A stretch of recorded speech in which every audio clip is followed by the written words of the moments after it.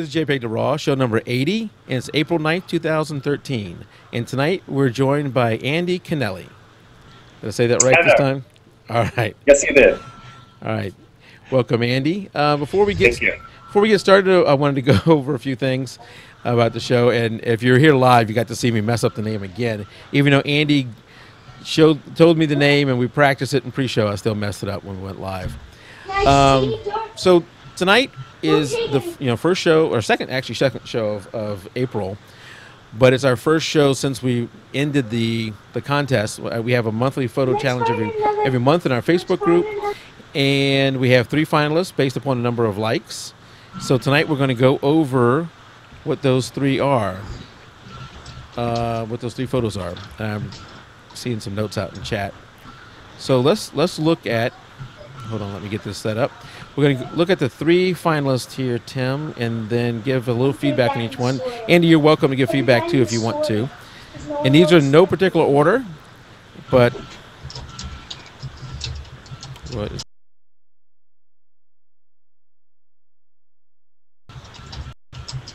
it frozen a little bit there. All right, here comes the first photo. And this one was by Jeannie Kessler. Hopefully I said your name right, Jeannie. Let me say what the topic was. The topic this month, Andy, was signs. And we always encourage people. We encourage people to, you interpret the topic. We say signs. It can be anything. It could be literally a sign, or it could be something else. So, Tim, you had some comments on this one. Won't you share your thoughts on this photo? Well, with this picture here, I really liked how you had an old picture, and it kind of brought me back, I guess, to the surfing safari for the Beach Boys. I think it's kind of what I was thinking. You're seeing an old car from the 50s. It's been out there for probably 30 years rotting in the sun, and somebody wrote on there, "Pray for surf." And to me, it was like, that doesn't look too old, so you have an old car with a new writing on there. It kind of, to me, this image just evoked something that you want to see the surf. You want to see the water. You want to be somewhere else. So this picture to me was really, it was of the 3 finalists, this was the most powerful. Yeah, and to me, it could have been a family station wagon for whatever, I don't know. But when I first saw it, my first thought was, that was, even though you just said the sign to pray for surf was probably much newer than the car. The car had been sitting there for a long time before somebody did that. It could have been that a surfer owned this, and that they had the big back to put their surfboard in there. Who knows? And it's made its way around. Maybe the surfboard went through the windshield. Although she's saying it's in Tallahassee, Florida, where there's not a whole lot of surfing going on, I don't think. But you didn't know that. It doesn't have to fit that. He could have drove it over there and dumped it off. Right. He or she. So that's the first one. Second one is this one by Scott Green. And maybe I need to get rid of our picture-in-picture so you can see the whole thing a little better. This one was a totally different take than the other 2, in that it's actually from the above and behind the sign. OK, and I don't know if OK is the complete sign or if OK is just part of the sign. But I like this one because it's completely different than the other 2. I like the angle. I like the fact that, it's black and white. I thought it was a powerful image. I like the picture, but to me it didn't really lead my eyes somewhere, and this one wasn't the one that got me. Okay. Sorry, Scott, if you're out there, but that's fine. That's fine. And now let's go to the last shot of the 3. And this one was by Dusty Hubble. Hopefully I said your name right. Oh, hold on. There it is. Dusty Hubble. All right. This one, and it will take a second to pop up there, Andy. Yeah. This one, and everybody who's been watching this for a long time, he knows this. Maybe Andy doesn't, but the quality you see in here is not quite the quality of the true image because we have to compress it for streaming. I love the colors here. I love the background, the depth of field, and just the tightness of the shot. You got the shot is fairly tight on him. You got the sign in there. This one was one of my favorites. This was a very close second to me. I mean, I really like this one as well. It was framed well. You got the arrow pointing to the little boy. The colors really... This was a near perfect picture, but I like the other one better. Sorry. Giving away your vote. You're not supposed to do that, Tim. Oh, sorry. It's anonymous voting. But no, I really like this one a lot. Andy, you don't have to say anything about any of them, but if you wanted to comment on any of them before we announce the winner, that's fine. Yeah, I really liked the Pray for Surf. I think they're all very good. It was something about the light was hitting in just the right spot for the sign on that old car. Let's go back to the old car and come up here in just a second. It's like the lighting was just hitting right, you know. I like that one. Very good. And guess what? That one is the winner. That one was voted the winner in this month's contest. So congratulations, Jeannie. You are the winner this month. Yeah. I know Jeannie has been in the finalist at least once before, and but this is her first time winning. Congratulations, Jeannie. Yeah, congrats. I love the picture. Yeah. And so I'll get in touch with you, Jeannie, and all three finalists. I need you to email me with what you want to call the thing, what the photo, what links you want to have for it, so we can put it up on, in our posts and for the show and everything, and put links to your website, all that kind of stuff. And hold on, I need to get the next shot ready. All right, so I shouldn't have done that, but Tim, before we get into the main topic, my wife is away, and when the wife's away, my wife's on a cruise with a bunch of girls from school, from a bunch of ladies. I shouldn't say girls, a bunch of ladies from school. So it's just me and my two teenage boys. And, we can, now that the responsible parent is gone, we can do whatever we want. So what are we doing?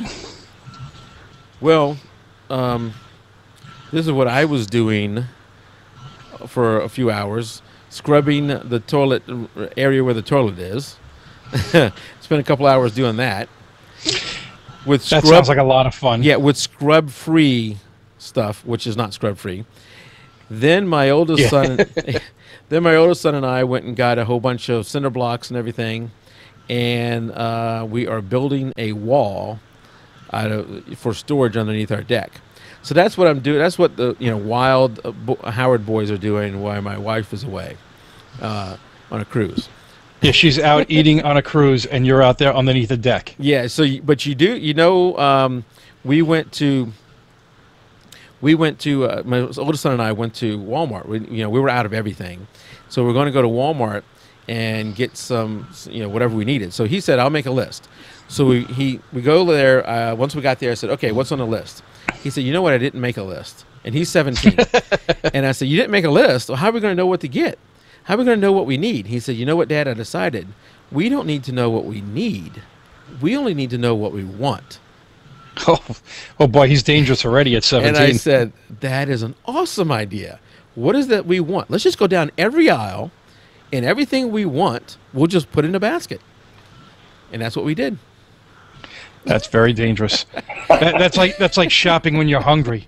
We went on a full stomach, and I tell you, when we got to the ice cream aisle, we did not pick anything there. So he is a high school swimmer, so there's a limit to how much junk he can eat. He doesn't want to get too far out of shape for the next season.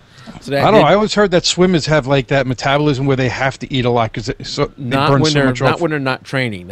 He's not heavily training right now. Okay. So that did keep us in check. Now, the other thing that has happened since last week is now we're on TiVo. Yeah, I saw that. That's amazing. The podcast is now on TiVo. So if you have TiVo, just go to, I think it's video on demand. Then when you get to video demand, there should be like Hulu and Amazon and all those things. One of them will say video podcast. And then on video podcast, you just go to all, or I think we're in games and hobbies, something like some weird. They didn't ask me what to be put in, But there we are. So you can subscribe to the show right from that. So from YouTube, from TiVo. So I actually did that. That is pretty cool. We are, like you said, we're on Zune. I mean, if we're on Zune, we're on everything. Yeah, if we're on Zoom, we're on everything. Okay, so that's all that. The challenge for April is spring. Whatever you can think of for spring. Yeah, that's you decide how to interpret that. And yep, that's tomorrow night. I keep forgetting. I should have wrote down the list better than this. Tomorrow night we're going to go over. We're going to have a group hangout. It's not going to be a podcast. We're just going to have a group hangout where we're going to talk about Topaz Labs Remask. We're going to maybe take one thing at a time each week, or however often we can do this, and just go over that thing. Not going to be like an instructional thing. We're all just going to, whoever wants to, get in there and share what we've learned about it. A few weeks ago, Andy, we had Topaz Labs come on and do a demo for us. And some people already owned it. Some people have bought it since then. A few people have won some of it. I actually ended up buying the entire suite. So did I. Yeah. So, and Jeannie says, I think she'll pass out when she sees that I cleaned the toilet. Not just the toilet, the whole area. And you know what? I almost passed out because not because I'm the chlorine from the yes. I found out and I probably knew this. It just wasn't stopping me. Bleach in a small confined area does not go well. No, it is strong. Yeah. All right, I think that's enough of an intro. Let's get right to Andy. Andy, welcome to the show. Thank you very much. And Andy and I had a conversation. When was it, last week? Mm-hmm. Last week. Yes. And went over a lot of his photos. And Andy told me, I don't talk that much. But then, as we started going over his photos, he had a great story for almost every photo. And I love that. I love a story behind a photo. If you're just flipping through photos really fast, they don't mean as much when you have the artist there with you who can tell you something about those photos. So while I'm saying all that, let me get a few of Andy's photos going. There. And we can, Andy, we can stop on some as they come up. Why isn't that one progressing? So you guys talk for just a second. I need to find out why that is not progressing. Well, I got to say, looking at your pictures, Andy, I mean, I'm assuming a lot of these are out in California scenery? Yeah, the one there is up at Big Sur. I mean, I look at the areas I have by me here out in New York and Long Island, and I have nothing like this. I got to go away on vacation to get pictures like this. And maybe I'm just so used to looking at my natural scenery around here where I live that I don't even notice sometimes the photo opportunities, but I don't see anything like this unless I'm on a vacation. Yeah, I feel very lucky to live in California. I love the coast and the beach, and I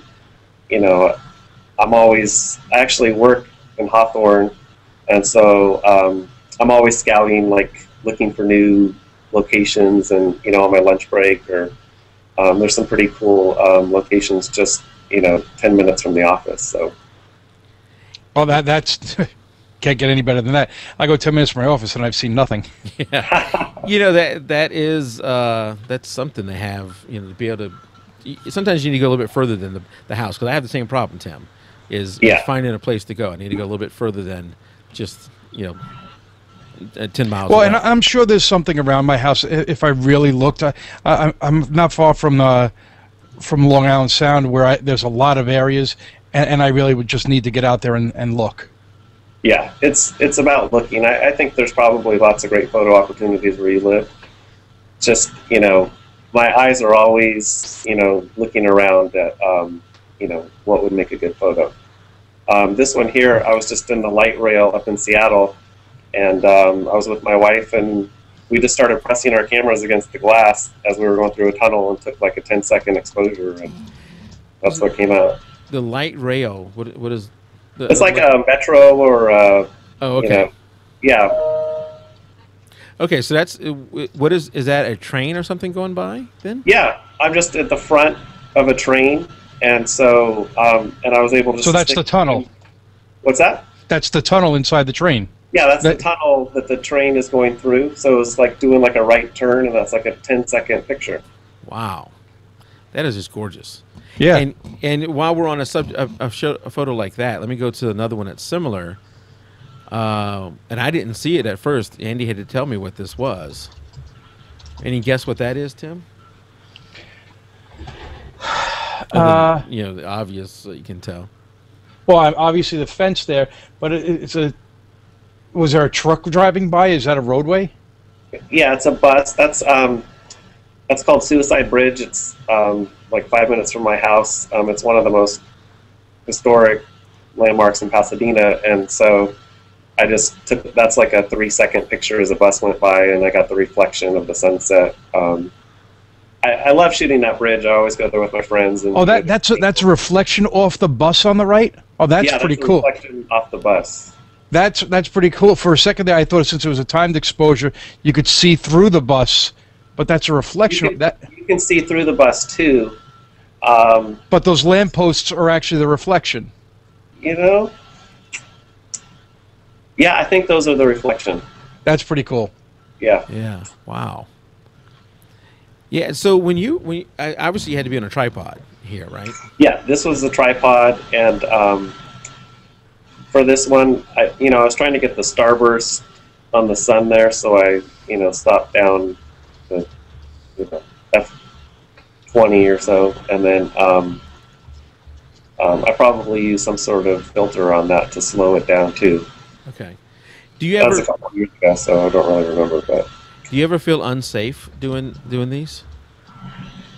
Oh, I mean, well, you kind of have to put. Hopefully my wife isn't watching, but you have to kind of like get in the action a little bit. But I try to keep safe. Safety is #1 priority for me. So there's no shot that's worth risking your life, really. Yeah, not coming back from it. Yeah. Yeah, and so Jeannie is asking, do we have his website? Hold on, Jeannie. I will put his website up here in just a second so you can see it. See a link to it. Whoops. Okay. Not that. See if I can beat you. Beat you. That is wrong one. This one. Oh, I'm looking at the wrong one? No. You have it right. I have the wrong one. Oh. I was saying shows 79. So we're talking about safety. I don't know what your area is like, Andy, where you're at, but the shot here, let me go ahead and get rid of the lower third so that people can see the whole shot. The shot here, I've always wanted to take one of these, but everywhere I would go, I just don't feel safe because you obviously have to, I guess you have to drive, park somewhere, and walk here. Yeah, basically, just this is like in LA. This is like a favorite spot for all. Every photographer here likes to probably get this shot. It has different variations. LA is LA, and you have to go at night. So, but it's relatively safe at this spot. It's like a bridge overpass, and you just set up your camera and do. Well, this is the time of the night that I like taking pictures. And I think I talked to Mike one of those first times I was on the show with the blue hour, where you get that deep blue sky. Yeah, I do like doing city shots during the blue hour, especially if there's not any clouds. Just kind of makes everything pop. Yeah, no, it's gorgeous. So do you normally go alone? I have a few friends that I usually go with, but sometimes I might take this shot on my way home from work, or I'll just stop off in 10 minutes, take a picture, and keep going. It's like if I see something, a lot of times I'm alone, but I have my buddy Nigel who we always go on photo adventures together, and we have good times. Yeah, I think I would need somebody to come with me. I just the Atlanta area. It has to go downtown Atlanta to get these kind of photos, and I don't know. If you want the skyscrapers in the back around, I would think so. Yeah, I would have to. Yeah, I don't know the town in the town that well, so I'd have to go with somebody who knew the right places to go. What you do is you go and you look around during the daytime and try to see what would be a cool shot, and then figure out where you could park, and then where you could actually position yourself. So I try not to plan something like this, you know. Now, was that really the moon in there, or did you add that in afterwards? No, that was the moon. Yeah. Okay. Yeah, that's pretty cool because you caught that as well. Now, I mean, I'm going to make fun of Los Angeles, but this must have been like a 2-hour exposure because traffic doesn't move that quickly. Yeah. It was a good 15 seconds. You know, so a totally different photo is as I was going through, and I picked all these out. Andy gave me a few suggestions, but I picked most of them out myself. Is this one, and you know, this is where Andy's eye. This is where I wish I was a little more creative, because I would have just walked right past this. But I love this photo, Andy. Gosh, I honestly forgot about that picture. It's an older one, but yeah, it's just up at the Griffith Observatory. There's like these, you know, cool lookout. What do you call those things? You know, telescope. Yeah, like almost like a telescope, but yeah, it's a viewing thing, right? Yeah, and so I just, you know, focused on that, and then the city just kind of went to a blur, and you know, well, you know, yeah, it's kind of a cool effect. It is. Hold on. It is such an, you know, you walk right by it, and it's such a normal, everyday thing, you know, this viewing thing. But the way the golden light hits off of it, the way the lights in the background are so golden, you know, when you've blurred them out the way you did, they just become all these dots that are golden, and it's a beautiful shot. I think the yellow was just like some obnoxious yellow light behind me, but I just went with it, you know. Yeah, that definitely works. So I think I have the slideshow thing working now. So we're gonna try that again. There we go. So now we can have photos up as we talk. Play in the background. We'll see if that continues.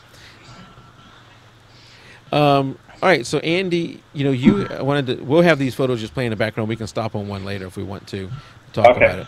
But I wanted to just kind of get some going in the background people can watch while we just talk, you know, in general about your photography, because you know we're talking, and you've recently completed a project that you know, this is a self project. It wasn't something that you were hired to do or anything like that, right? Yeah, something you wanted to do. Yeah, it was a year ago.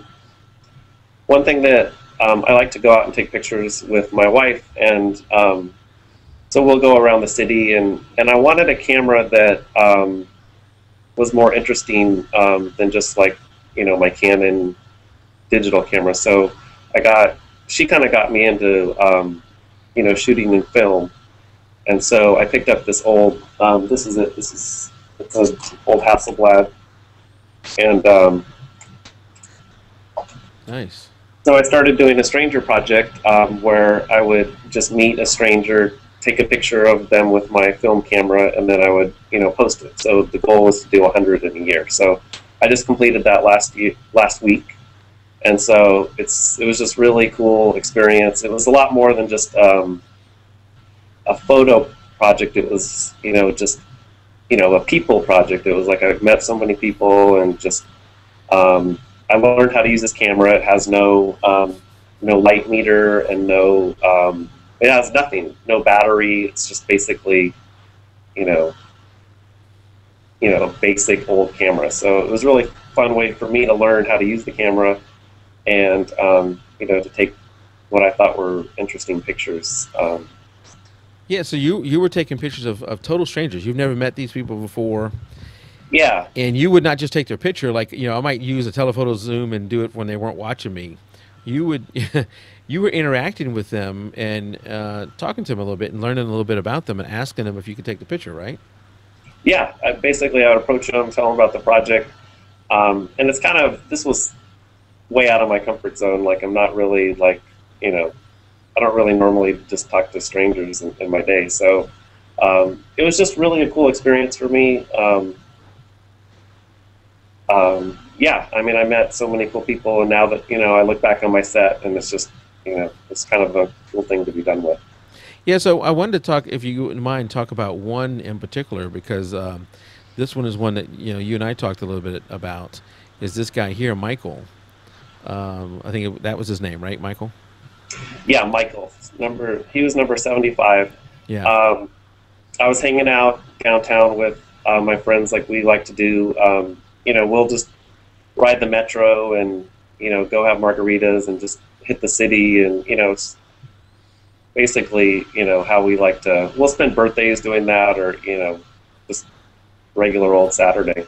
And we were walking through Union Station, and I saw Michael sitting in this chair, and I walked by, and my friends were like, way ahead of me, so I ran up to him and I just said, you know what, I have to go talk to this stranger. It was like the light was coming, like shining through, like it was coming from heaven, shining on this guy. So when I first came over, I had like this black and white film camera, and I tried to take a candid shot of him, thinking, oh, that'll satisfy, this inner voice. And so I took the candid shot, and it was, I wasn't feeling good about it, so I decided, okay, I'm going to go talk to him. And so did he see you take? Did he see you take the candid shot? No, okay. It was like from across the room, and I had like a short lens. I mean, it was like a stupid shot, Okay. And so so I walked over, and he didn't even really speak to me, but it was somehow I knew that it was going to be okay to take his picture, and so I took a few shots, and I could just tell when I looked through the viewfinder, I was like, I knew I was going to be happy with it. And then, I just kind of was jotting down a few notes about what happened, and this guy came over and he said, gosh, I see Michael every day, and I would love to see that picture. And so I gave him the information. Like, I didn't know when I saw him, like, I couldn't tell if he was homeless or if he was like this, world traveler or what. Yeah. And I still don't know, like, it's the least information I know about a stranger, but it was just something was like magical about the encounter, and I like the filmy quality of the shot. Someone said it looks like like from a Russian novel or some. Somebody also said it looks like the guy from House. Oh yeah, I can see that. Yeah. Yeah, they were saying that out in chat. It looks like the guy from House. No, it's a great image, and it adds to the mystery that you didn't find out for sure. Yeah. What he is. Yeah, I don't know his story. Usually, I do know more about the people, but Now, do you get releases from all these people as well? I don't really need a release to take their picture and post it on the internet. I need it if I was selling it. Yeah. If you're going to sell it, yeah. Yeah. Yeah. So, and this is just one. You said this is number 75 of. You've completed the 100. So yes. where can people go and see the 100? Oh, it's on my Flickr site. Let's see. If you go, I don't know what links you're giving people, but if you go to the 100. All right. I think I found it because I was looking for it, and yeah, if you go to my website, down at the bottom and hit the Flickr button, it'll take you to my Flickr page, and then over on the right hand side you can see the set of strangers. So it was basically all the pictures in there taken with 120 film. You only get 12 shots per roll, and it's they're real big negatives.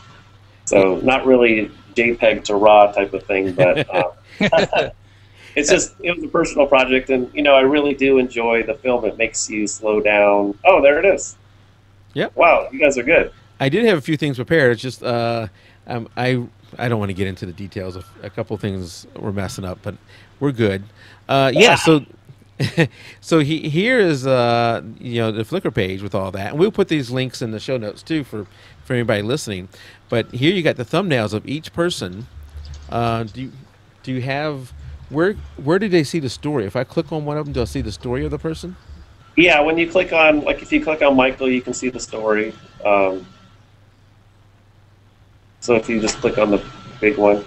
Oh, and then underneath them is the story. Yeah, I see. Michael Stranger number 75. So there's like a little map, and then it just says, that one's probably the story that I just told. But, and then it's kind of fun to just see what people's reaction are to the different strangers. So I feel like I know, how to use the camera a lot better, and I just like the fact that I was able to just really slow down, and you really have to think about every picture, whereas in digital you just kind of, you know, you can just fire off 100 shots without even thinking. So it's kind of like made me slow down with, you know, digital pictures too, because I don't want to like upload hundreds of pictures and have to process, you know, all of the same shot. I would rather get it, you know, take 10 shots and get it right. It's a lot less to look through. Absolutely. You know, like. How often did you have people not want to take a picture then? I mean, what was your, I guess, your hit rate? It was surprisingly low. You know, maybe 1 out of 20. Oh, that's not bad. Yeah. At the beginning of the project, it was like I would take a no, and I wouldn't be able to ask another person. You know, it was like I took it so hard, and so then, you know, I was able to.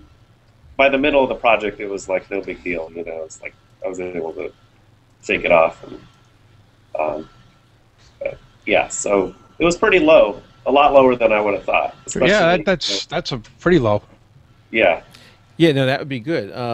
You know, because I think if I got a no right up front from the very first part of the thing, it would turn me off, and I'd say, oh, there he goes. This isn't going to work. The first person I asked did say no, so that was hilarious. So I was like, I don't know if I want to do this. Oh, that's got to be hard to have the first person say no. How long did it take you to try another person? I tried another person like 3 minutes later. I was, there you go. You know, I was in Hollywood, and it was just like, you know, I found like the more touristy the place, the less I like to do strangers there. Like, you know, I like to go in like, you know, cool towns where there's not a lot of people, and just kind of find people doing what they're doing, you know. Yeah. Yeah, that's a very interesting project, and I think, you know, it'd be interesting. I have only read a few of the stories, so we'll put the thing in the show notes there, the link in the show notes, so people can go read it. Oh, cool, thanks. Yeah, somebody just said 115 amazes me. So were there more than 100? Or is she talking about something else? I think I might have put the wrong link up the first time. Oh, okay. My second link is the better one. Yeah, just, you know, do it probably in a public place where you can be safe. Yeah. Yeah, that's another thing that I would go out with my friends. I had another friend that was doing the same project, and so we would go out together. Yeah, very interesting. I think, so what do you think about, you know, giving yourself a project? Because, you know, I would imagine, maybe this just happens to me, but hopefully it's not just happening to me, that sometimes you get in a rut. That it's like, you know, I've taken all the shots, anything good around my house I've taken a photo of. You know, what do I do now? Something like a project like that, you know, maybe you don't want to take on something as big as shooting 100 people in 1 year, or maybe you do, but what do you feel about a project, giving yourself a project and then trying to fill that as a way to get yourself out of a rut, or just to do something different? Yeah, I definitely agree with that. Although I felt like I was in a rut in the middle of the project around like 40, I was like, oh man, you know, this is hard. This is harder than I thought. And so, and then somehow I got like another second wind. But I found when I get in a rut, shooting film is a good way too to just kind of mix it up. It can kind of give like a magical. I like film and I like digital both. Like I love them both, you know, for different things. So that's what I suggest. Projects are good for sure. Yeah. I haven't used like a weekly project. That's a neat thing too. I haven't used my film camera since I think June 2005. Yeah, when I got my digital camera. I'm sure. And it's still sitting in the closet right next to me. Slap a roll in there and take it out. You'll be surprised. It's fun. I wonder what they would come out looking like. Because since I've gone to digital, I went to full manual. I wonder if I could do that. I should try it once. Yeah, you would be surprised. Like, you know, years ago we shot pictures of our kids on, you know, auto film camera, and so I just for fun pulled that camera out and tried to shoot it, you know, now no understanding what I was doing, and I was like, wow, this thing really works, you know. It's like we didn't have a clue, we just had it on the green button. And so and I think I will try that actually. Good. Jeannie's saying the one she's talking about is the Asian guy with the long teeth and the wrinkles. I don't know. I don't see that one. Jenny, did you? An Asian guy with a long teeth and a lot of wrinkles. I'm just wondering if she's looking in the wrong. You might have given her the wrong link.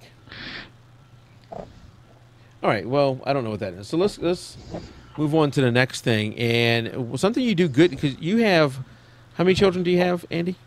I have 3 daughters. 3 daughters, and you do something very interesting with your 3 daughters, or with your daughters. And why don't you tell us a little bit about that, and then lead into this photo I have up here now of the usual suspects. Yeah, when my daughters turn 16, we go on a trip, just the 2 of us, and we go to. They get to pick the location. It has to be a third world country, and we have to go to actually like help or serve people. Okay. So this shot here is from Africa. I went with my middle daughter, Danny, and I have a brother. On this trip, I went with a brother who's a pastor, and so we were feeding people and going to small villages and helping, with orphans and babies, and just kind of seeing how they live and helping them in any way we could. And they had set up kind of a church for us. That pillar was holding up basically like some, the covering of the church, is out in the middle, just out in the open. And when I snapped this photo, just the way these guys were all lined up with their different colors and different expressions, and I just, I thought the moment was just amazing. And then literally like a minute later, like, I don't know if you can see like the clouds in the background, but like a monsoon came and just, it just ripped the roof off of the church. Wow. And things were flying through the air. I remember I just like practically tackled my daughter to keep this pole from hitting her in the head.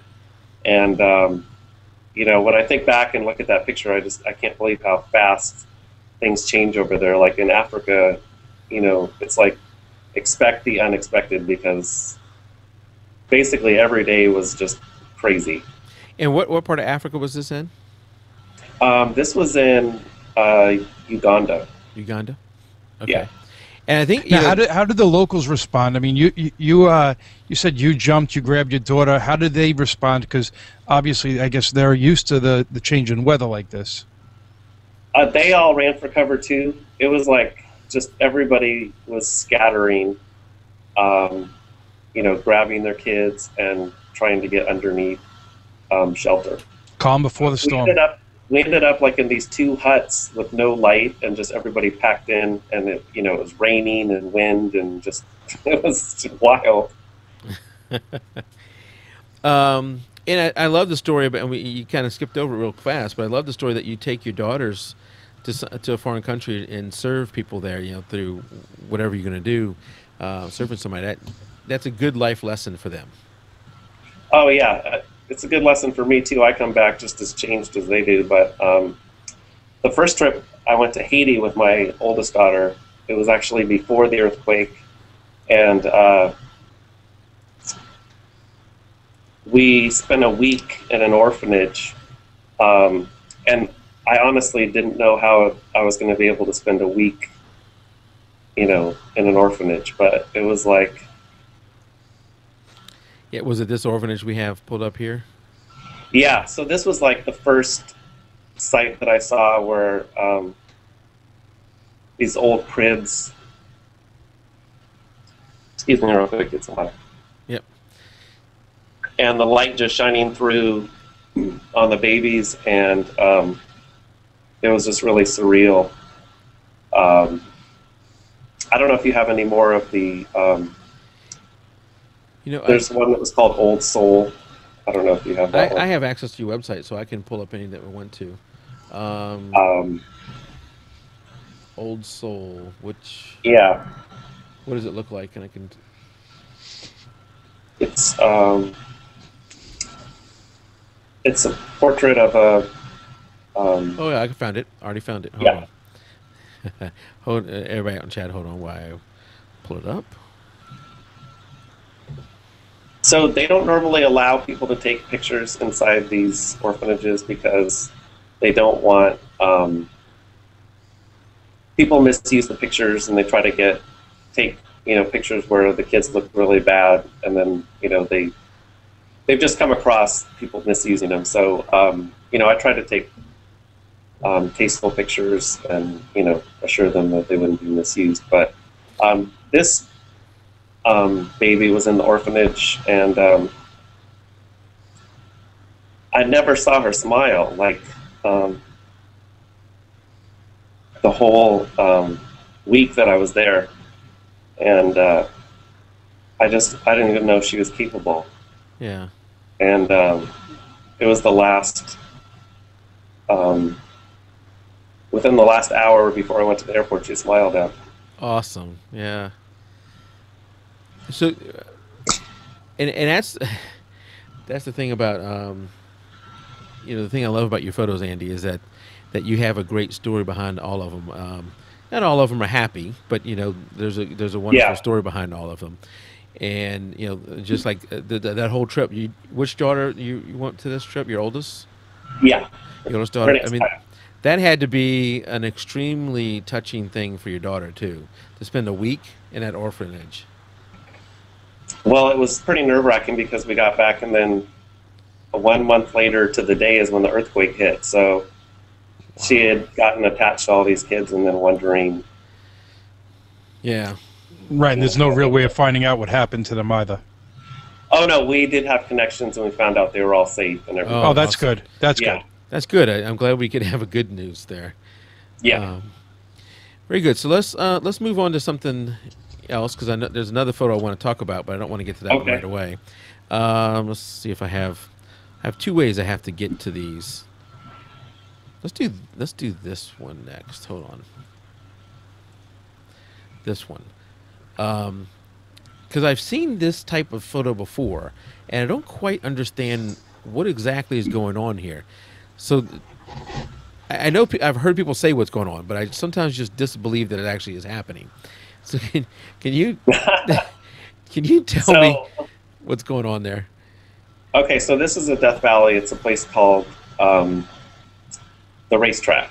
Okay. And from the second that I heard about this place, I knew that I had to go there. And so it's basically a 5-hour drive from my house. We, two of my buddies, we went camping, and we went to, the sand dunes and the salt flats, and this was planned for the last, day. And the thing about this is that it's you have to bring a 4-wheel drive. So from the campsite, it's a 2-hour, very rough ride. I stole my wife's Land Rover, and I had to buy her all new tires because we got a flat. Wow. Wrecked her tires. But it was so worth it. It was, so you get to this, playa, and it's that cracked ground. And, basically, I think what they think happens is it gets really cold there, and it freezes over, and then the wind kicks up and, moves these stones slowly across the playa. And it leaves a track. But the playa is very hard, when you're just there normally. And then I think it softens up, when it rains, and then it gets ice over it. And the wind out there can be pretty wild too. So it just creates, a really surreal picture. So that's a rock that was pushed? So the wind is really moving that rock. That's what we think is really happening. Yeah, I think, National Geographic finally, through satellites, finally saw this happen. But for years, it was like there was like a crop circles thing. It was a big mystery, what's causing this, or Yeah. So I think that it has been solved, and I don't even know for sure, honestly. But so Gina out in chat has a great question. Is give us some scale here. How big is that rock? Okay, so that rock is like a basketball. Okay. Yeah. Well, that's pretty big. But there's other size. There's larger and there's smaller, and they fall off of just one hill. Like they all come off of this one hill, and they're all kind of black. And you know, you can walk to the base of the hill and see the new track starting. You know, and then you can see other ones where they're, you know, crossing and going all different ways. So how long do you think it takes for it to go this route? It's years. I mean, that one there is probably, you know, 8 or 10 years worth of traveling. And nobody moves. See, and I'm surprised nobody moves them. Well, there are people that, you know, might. It's really hard to get there, so. So the mischievous ones aren't going out there to do that. Yeah. Yeah. And obviously the trail that it leaves stays there for years too. Right. Like they say, if it's raining, please don't walk on it because those footprints will be there for years. Wow. So now, are there signs in the area? Because you said this is coming off one mountain. So is there like signs warning people about that? There's a sign where you get to the playa, and there's kind of a north end and a south. You won't find any of these in the north. They're all in the south. You know, and I made sure that we got there really early so we could, you know, scout and find, you know, where they were. And because I've had friends that have gone out there and, you know, didn't even get to see them. So this is just after sunrise then? This is sunset. Oh, so you were there all day then? I'm sorry? You were there all day then? Well, I think we left, you know, like at 2 and then got there at 4 and then you know, scouted around. And the ride home was just insane because it was so dark and just really rough. And the last summer, there was a lot of the road got washed out, so you have to have 4-wheel drive clearance. And right, and you can't go fast because it's dark. It was so funny because when we were camping, we got to the campsite, we set up, and then we would literally get up at 5 in the morning. We would go to all these places, shooting out all night, get home, you know, after midnight, sleep for 4 hours, and do it out again. Like our neighbors at the campsite wanted to call the ranger because they were worried about us. You know, they never saw us because we were just. It took me literally 3 days to recover from my Death Valley trip because we jammed so much into it, but it was just so much fun. Now, is this they're asking out in chat, is this straight out of camera, or did you do an HDR or something like that with it? It's not HDR. I used a ND filter just for the sky. Okay. And then, you know. So it was graduated. Curves a little bit, like in RAW, you can adjust the curves. Yeah. So so it's not an HDR, but it like most DSLR images, it needs to be edited a little bit. Yes. All right. So you had another great story for this image that I got coming up here, and just it'll take you a second to see it. And I want to talk about this one. So I had wanted to shoot this architecture, and I kind of had like a black and white in mind, and so I went to this spot, and as I was taking a picture, I got a picture of like a person like walking over the stream. It looks really cool, and I was happy. But as I was packing up, there was this man, really old man with a beard, like literally right out of Lord of the Rings, like kind of hobbling even. It was just so funny. And he told me, if you want a real picture, come back during the solstice. And he mentioned a date that I couldn't understand, and I asked him to repeat, and he kept walking and wouldn't say. So I had to, when I got back, I figured out, the solstice was like March, and so I figured out what day that was that he was saying, and so I drove back here, and sure enough, the sun set right at the right where that little fountain. Basically, it's a fountain that goes out, and that's the ocean out there. Yeah. Incredible. So, yeah, that was kind of fun. This is a shot that I'm so weird because after sometimes I process shots, I go back to them and want to reprocess them, and this is one that I'm in the middle of reprocessing. I feel like my taste changes. Yeah. over time, I'll look at pictures from 2 years ago and think, what was I thinking? What would I'll go back to the raw image and then start over. What would you change in this image? Would it be the clouds? Will you add more in or take some out? Or what else? What would you change? Oh, I think that the sun, I would like the sun to be like a little bit more defined, like, you know, Okay. and then maybe the buildings a little bit darker. I don't know. I've started to play with it, and you know, sometimes they look better and sometimes they don't. Sometimes it's like, oh, the original was great, but I find that I'm often going back and like wanting to change things. So if you keep the raw image, you can basically, you know, you have that. You can go back and change it as you re-edit, right? Yeah. Or you could always go back there once a year. You know what I was waiting for you to say in that whole story, and I know I'm just making this part up. So if you're listening out there, this is just me making it up. Is that later you found out that the guy who told you that story used to be like the custodian there, but he died 15 years ago. And now he just walks around and give out photo tips. That would have been when I showed up at this place. It was really unfortunate. There was other people that he must have told because there was other people there, and I literally had to squeeze. This is not my favorite type of photography.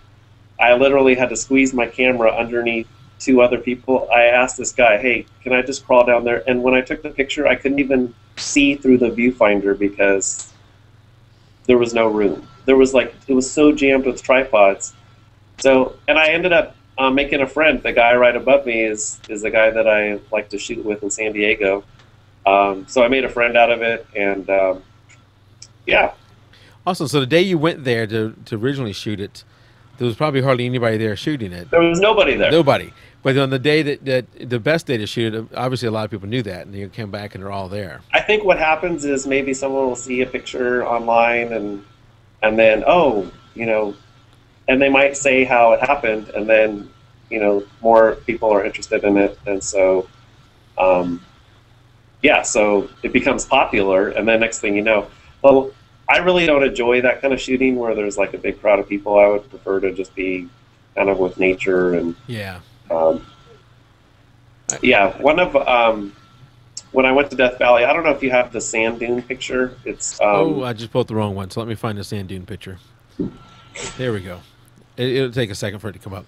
I want to go the one I just. Oh no, that's that one. Yeah, and so I like this to go. one was a morning where I was carrying like multiple cameras, and we had been to the sand dunes the morning before, and there was footprints everywhere, and so I was like, this is terrible.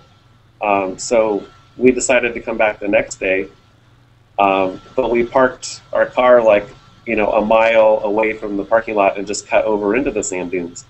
And so three of us were together, and we all kind of went separate ways. And I felt like every hill that the sand dunes are just exhausting when you're walking through them. They're definitely one of the most challenging things that I've shot. Yeah. And as I was walking up and down, I kept looking at the next hill thinking, that is such a better spot. I need to get there. Meanwhile, it was getting lighter and lighter and lighter, and I was like, I'm going to miss it, And so, just as I was exhausted and ready to give up, I just turned and I saw, this site right here, and I was like, that's what I wanted, It was like the curves going to the mountain and the sky, and it was like, so I just sat there and enjoyed, me. I couldn't even see my friends anymore. It was just me by myself. And I shot, a few different kinds of cameras and different, as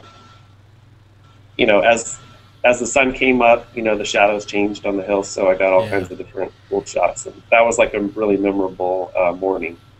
So is this the same place where you saw footprints the day before, and just the sand took care of them? Yeah, basically, it was like a little bit up the road was the parking lot, and so everybody parks in that parking lot, and then they go all over the hills.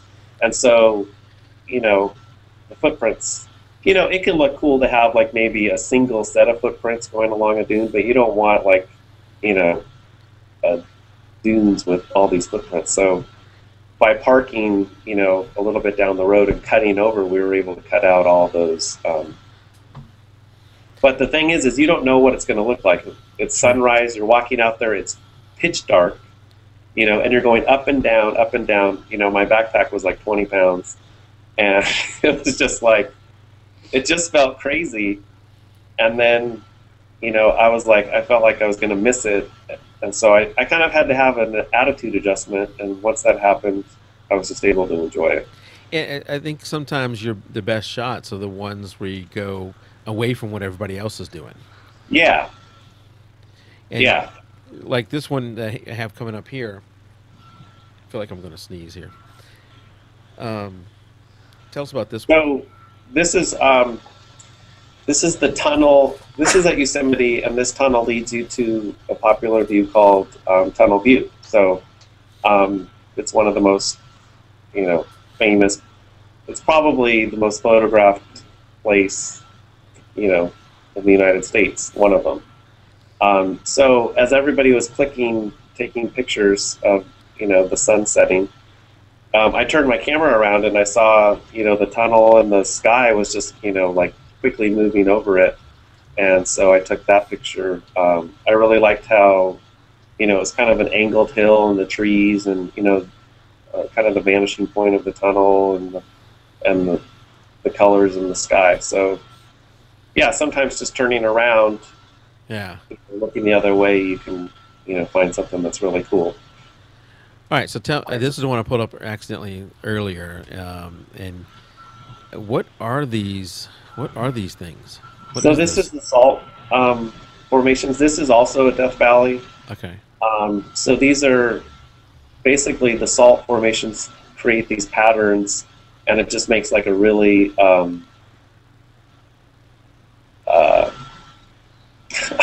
I was reading the comments below, sorry. That's hilarious. Basically, you know, it creates these patterns and it makes an interesting foreground. So if you get there at sunrise or at sunset, you can, you know, it can be a looks like somebody cast a net. Yeah, that's what they're saying in chat. Jeannie said looks like fishing nets. Yeah, fishing. Yeah. Yeah, it's just really for rather big fish. So different and surreal.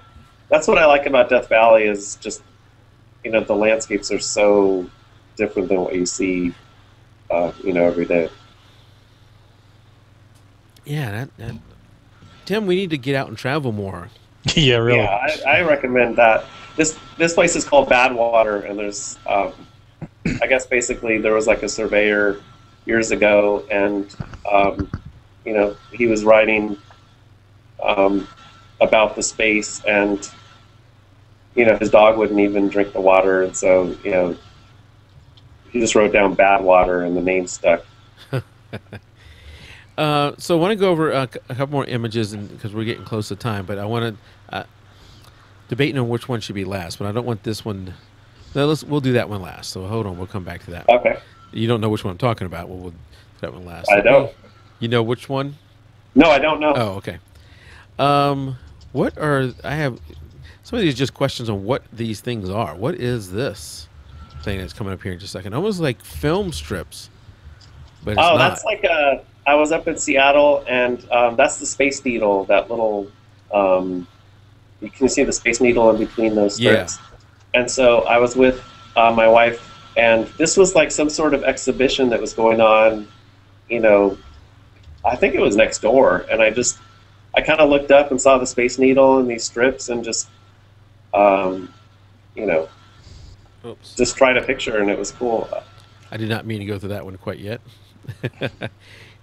I'll go back to this one.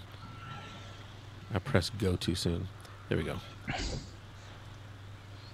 So yeah, that's basically the Space Needle in Seattle at a different view. Okay, so now let's go to the one I just did. So this one, you told me the story about this one, and I'm not sure if I have the other photo that goes along with it, but you know, we get the idea. Yeah, I do actually. So tell me about this one. Oh, so This is my friend Lee that I met back at that other architecture shot. We got together and we're going to take pictures at this place called Broken Hill, and so we had the idea to put this lantern under the tree to see if we could get it to kind of glow. And so as he was running with the lantern, I took his picture, and I just really liked the way it looked. It was like, so if you know the space, it's like there's no way a car, a bike, anything could go over that. And this is basically a cliff that you would go off if you were on a bike. And so I just thought it was kind of different, and I just thought it was kind of a unique image for a place that gets a lot of photos taken. So that's just your friend walking or running with a lantern. Yeah, it was like a Coleman lantern. Yeah. Yeah, he was running, actually. He was running, and it was like a 10, 15-second picture. And I think this is the image from another angle of that same spot. Come up here in a second. Yeah, so basically, like the roots from the tree, get exposed. The sand, kind of erodes and creates these cool crevices, and it's just kind of a unique place. And so this is right where he ran through, was what you see in the foreground there, just different angle. Very cool. Well, we don't have obviously time to go over all your photos, but we'll put links in the show notes for everybody to go and look at them, and you can see them in higher resolution than what we can show here. You have a lot of amazing photos and a good variety too. So I like the cityscape ones, but there's a lot of black and white ones you have that are very good. There's a lot of the color ones, the whole series on people that you have. You have a great variety of images. Is one of the things that drew us to want to have you on the show. And especially with the people thing, I love reading the stories. You can spend some time with each one and read the story. And almost, I like to look at the photo, read the story, and then go back and look at the photo, because now you feel a little bit more of a connection with that person. Oh yeah, after you read your story on it. But I did want to go over this last image before we leave, because this one is a special one. If you don't want to talk about it, we don't have to. But I wanted to give you a chance. No. So this is a beach up north in Big Sur called Piper Beach, and it gets photographed a lot. And I planned a trip with my friends. It was going to be on the anniversary of my brother's death, and I wanted to take a special, because he died in Maui in the ocean, and so I wanted to take a picture that kind of like a tribute picture. Yeah. And so we came to this place, and it was just such a cool place, and I was trying to go for most people shoot it straight on, or where you can see I've never seen anybody shoot it from this angle, with the beach, the beach going up, and the lighting was just right. Everything just kind of fell together, and this was the shot from that, basically the tribute shot. Yeah, no, I love it. You got the rocks in the far distance and the far right of the picture. Yeah, I think that's what makes it special, is you can see how good the light was, because it's on those rocks, and then even the rocks in the distance, you can still see kind of like these. Yeah. You can see the golden sort of beams that we're shooting through. No, the timing was perfect for this, with the light coming through the hole. It's gorgeous, and if you look at it on Andy's site, he has a little more detail in the shot. We're losing some of the crispness of the shot because of the streaming, but you get the feel for it. When you go to his site, you'll see even more of it. It's a gorgeous site. I love the light coming through. I think this angle is perfect. I love this angle. Oh, thank you.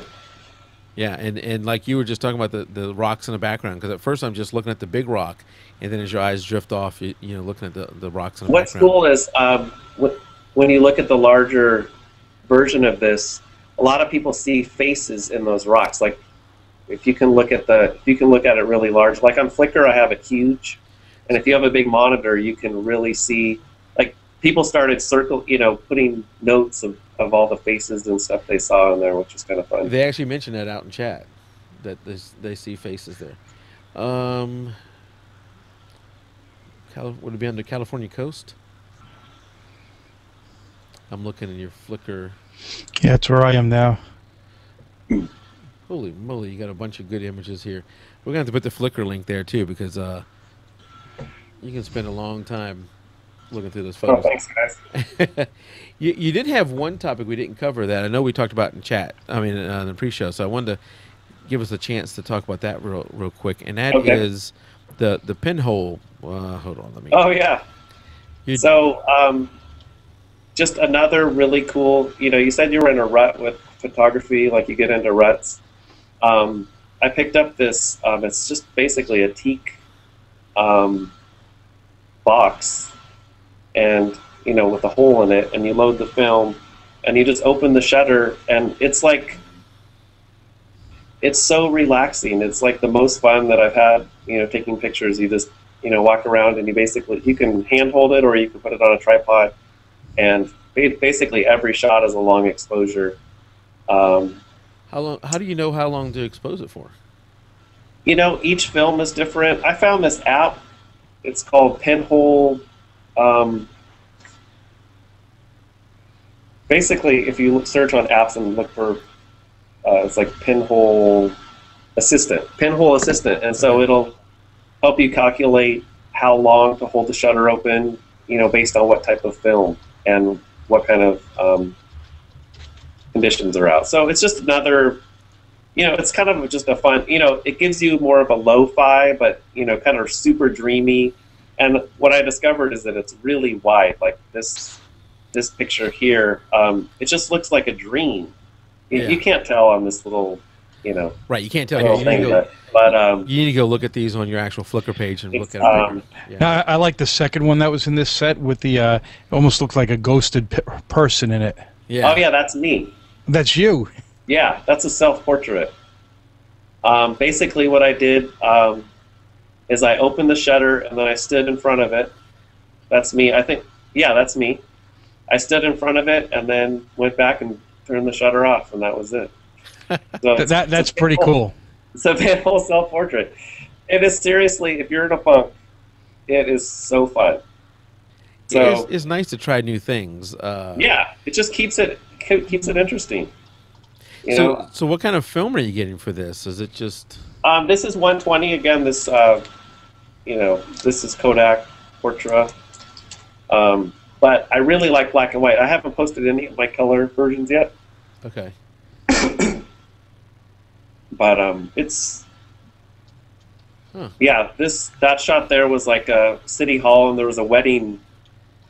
If you can see the whole thing, there's like people standing there and they're kind of moving. There, I have to come down a little bit. I can't show the whole thing. It was like 8 seconds. Yeah, it's fine. Yeah, there you go. Yeah, you can see the people. So the people are kind of ghostly, and it's just, if you want to mix it up, I suggest film, pinhole, whatever. Just get out there and keep shooting. No, that's awesome. So where do you get like a pinhole camera? Did you just? I found one online. You can get them for $100, or you can make one. Honestly, I mean, there's tutorials on how to make. You could use a milk box, or Huh. And National Pinhole Day is coming up. I think it's the end of April. National Pinhole Day. Yeah. It's fun. I mean, I like all different kinds of photography, so for me, it's enjoyable to do different things. Portrait, landscape, city. I like to mix it up. Yeah. Mike, I just put the link in there. Pinhole Day is April 28th. April 28th. There you go. 28th. So be ready. Well, Andy, it was great to have you on. Love going through your images, and thank you so much. It was hard picking the ones for tonight's show, and we actually didn't get to go over all of them because we're not going to be able to sit there and the show would be a 3-hour show if we talked about every one of them. But I encourage people to go out to Andy's site and look through them from his, and we'll have all the links. But from his site, you can also find his Flickr account, and I think you're on Google Plus too, right? Yeah, I'm on Google Plus.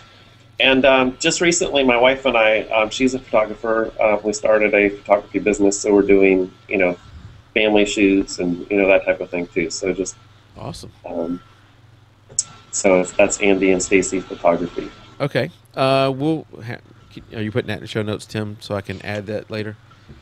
Yeah, say it again. The Google Plus. No, Andy and Stacy Photography. I'll send you our Facebook page so you can put the. Yeah, there you go. Yeah. Send us Yeah. that. That would be the best. So now you've completed the 100 Strangers. Do you have any thoughts on the next project? Gosh, I've been trying to think about it. I'm going to be going to Thailand with a friend of mine coming up here in August, so I'm really excited about that. But I'm trying to think of another project that I want to take on. So I haven't really come up with it yet. Okay. And when is your next daughter reach an age that you are taking her somewhere? She's turning 15 in May, so it'll be another year. Okay. And so we're starting to poke around and see, what might be a good trip. Awesome. Well, when you do that, send us a note. We'd love to hear how that trip went. Oh, that'd be great. Yeah, we'd love to hear how that trip went. So let's see. Checklist for the end of the show, and then I'll do our closing, Tim. No laughing while you say it. I'll get composure. We're trying to have a better end to the show, Andy, and Okay. I've got a saying, but it just is not working for me, so I kind of struggle through it. I can't wait to see this. This better be good. Oh wow! I should not have built it up because it's way, it's not nearly as good as I just built it up. As the build up. Yeah. So, in closing, this won't be this. I gotta say a few things before we do close. But next week we were going to have Sarah Cornish on. We're going to have to move that date. Sarah is pregnant. I guess it's going around right now. Sarah is pregnant and she's not feeling up to it right now. So we're going to schedule that for later, either in May or June. I think she's in first trimester, so I think we have a couple of months where we can move that around. Otherwise, it's going to be a good bit after that. But we'll have her on at some point. I'm also working on something else coming up. We'll see if that works out. And then if you're looking for how you can subscribe to the show, we have YouTube, iTunes, Stitcher Radio. You can get it on your phone through things like Dog Catcher or BeyondPod, which I use. And now you can get it on TiVo. So if you got TiVo, you can get it on TiVo. If you have iTunes, and they're already telling me out in chat not to blush. If you have iTunes, it'd really help us out if you go out there and do a review on the show. That helps us move up in the rankings. And I think that's all I have for this week. So I get a little bit of feedback from somewhere. Yeah, suddenly. Hold on 1 second. I think I can fix that. All right, until next week, keep it raw.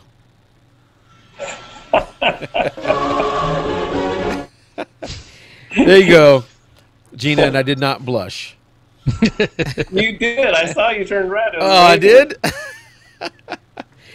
Oh, boy.